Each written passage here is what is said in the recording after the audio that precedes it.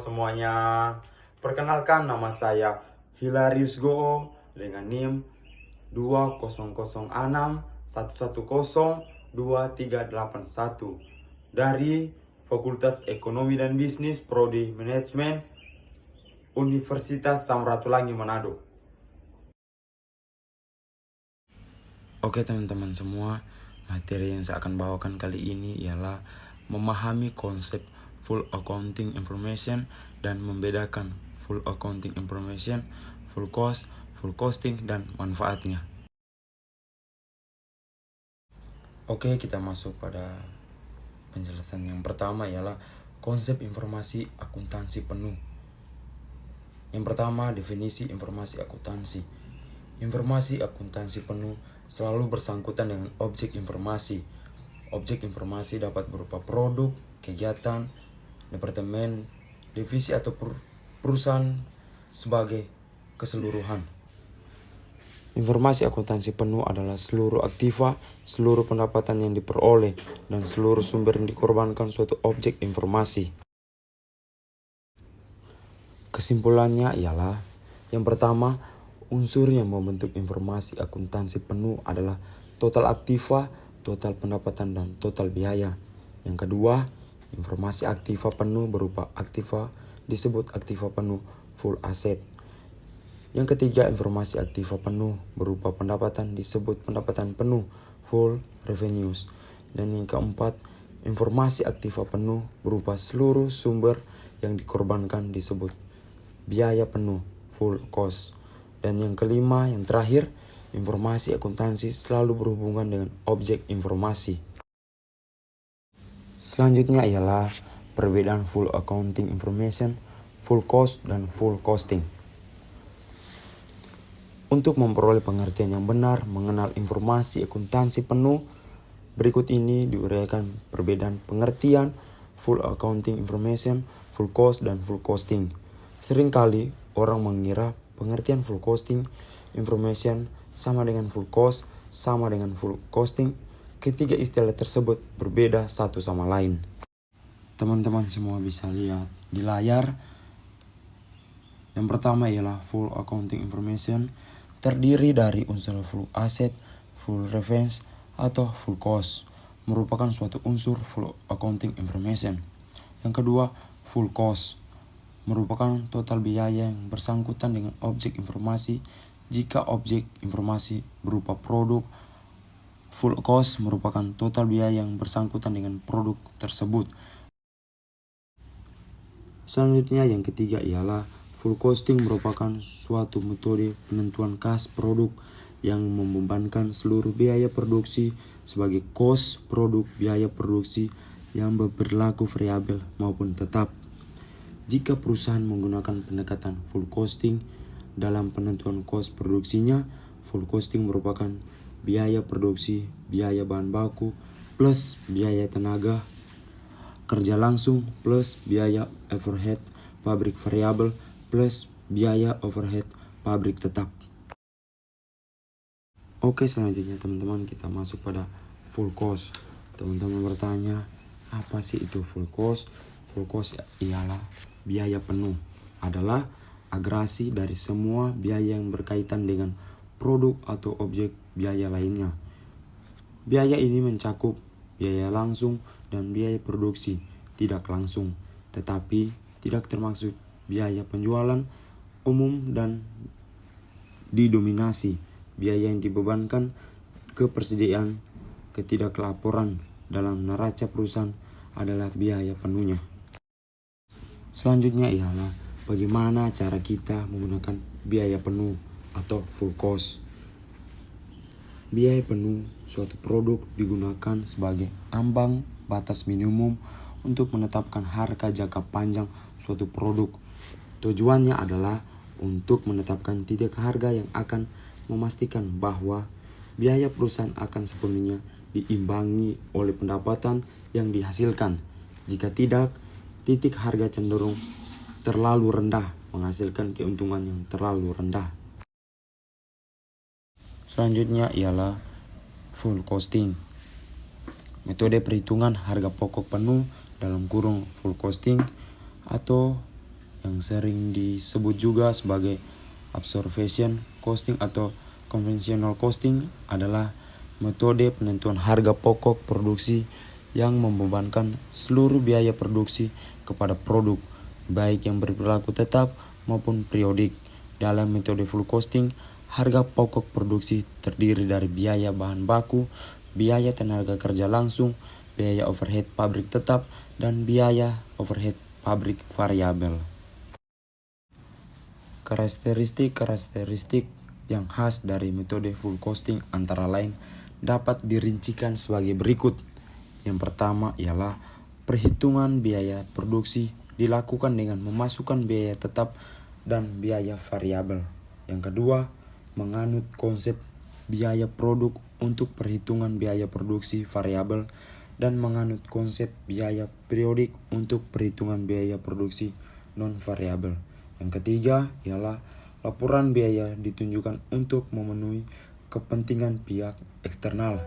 Dan yang terakhir, laporan laba rugi disajikan dalam format tradisional. Dalam metode full costing, biaya overhead pabrik baik yang berperilaku tetap maupun variabel akan dibebankan kepada produk atas dasar biaya overhead pabrik sesungguhnya. Menurut metode full costing, selisih antara tarif yang ditentukan di muka dengan biaya overhead pabrik sesungguhnya dapat diperlakukan sebagai penambahan atau pengurangan harga pokok produk yang belum laku dijual. Dalam metode full costing, dimasukkanlah unsur biaya produksi karena masih berhubungan dengan pembuatan produk berdasarkan tarif dalam kurung budget, sehingga apabila produk sesungguhnya berbeda dengan tarifnya, maka akan timbul kekurangan atau kelebihan pembebanan. Full costing secara sederhana mengelompokkan biaya menurut fungsi pokok organisasi perusahaan manufaktur, sehingga biaya dikelompokkan ke dalam biaya produksi. Yang pertama ialah biaya bahan baku, yang kedua biaya tenaga kerja langsung, dan yang ketiga overhead pabrik tetap, dan keempat biaya overhead pabrik variabel. Yang terakhir ialah manfaat informasi akuntansi penuh. Informasi akuntansi penuh dimanfaatkan oleh manajemen untuk melaporkan keuangan, pengukuran tingkat kemampuan produk atau unit organisasi dalam menghasilkan laba, penyediaan informasi untuk menjawab pertanyaan, beberapa biaya yang telah dikeluarkan untuk sesuatu, penentuan harga jual produk atau jasa, baik dalam cost tipe kontak, harga jual normal maupun harga jual produk dalam perusahaan yang diatur oleh peraturan pemerintah, dan juga penyusunan program. Informasi akuntansi penuh bermanfaat bagi manajemen untuk pertama ialah laporan keuangan. Pelaporan keuangan dibagi menjadi pelaporan keuangan kepada pihak luar dan pelaporan keuangan kepada manajemen puncak. Kewajiban manajemen puncak tiap tahun membuat laporan keuangan. Informasi penuh ditunjukkan pelapor keuangan kepada pemakai pihak luar agar dapat dibandingkan.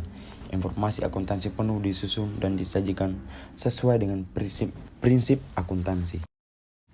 Yang kedua ialah analisis kemampuan menghasilkan laba. Analisis untuk menghasilkan laba untuk mengidentifikasi penyebab L atau R dari suatu proyek informasi dalam periode akuntansi. Perusahaan yang menghasilkan berbagai macam produk manajemen memerlukan informasi akuntansi penuh untuk melakukan analisis kemampuan tiap produk dalam menghasilkan laba.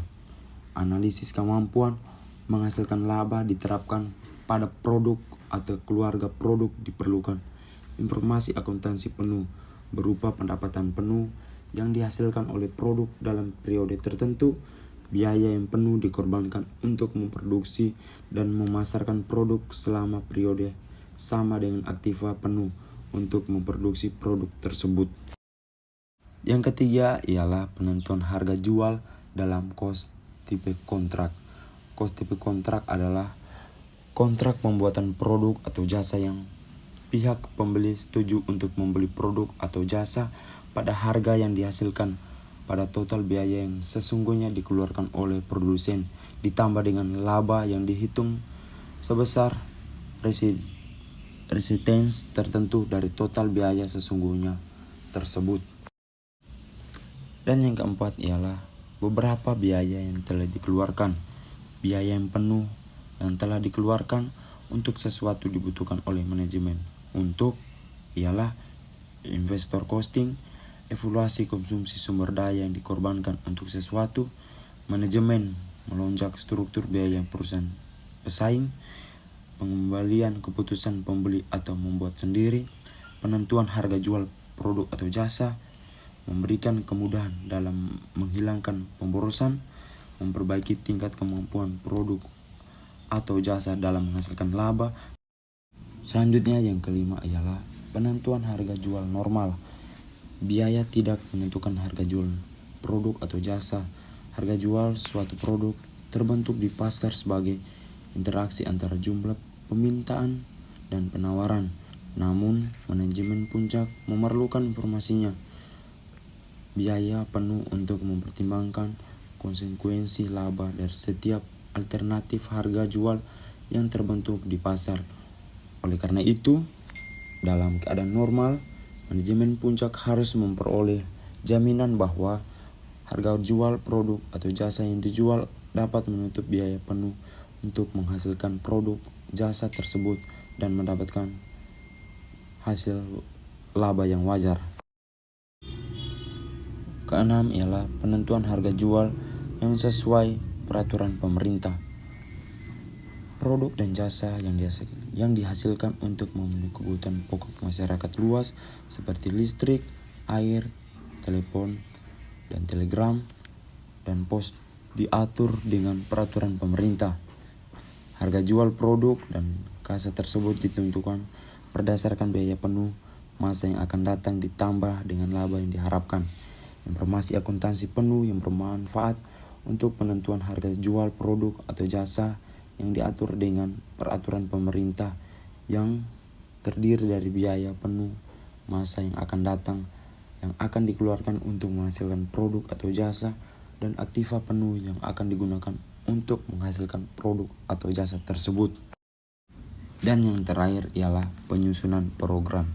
Penyusunan program adalah proses pengembalian keputusan mengenai program-program yang akan dilaksanakan oleh organisasi dan penaksiran jumlah sumber yang dialokasikan kepada tiap program tertentu. Program adalah kegiatan pokok yang diputuskan oleh organisasi untuk diputuskan dalam jangka panjang guna melaksanakan strateginya. Keputusan berbagai program yang akan dilaksanakan di masa yang akan datang dilakukan dalam rangka pencapaian tujuan dan strategi yang telah ditetapkan sebelumnya. Demikian presentasi video dari saya. Bila ada salah-salah kata dan kata-kata yang kurang berkenan dari hati teman-teman, mohon dimaafkan. Saya Hilarius Goo pamit undur diri. Terima kasih. Tuhan Yesus memberkati.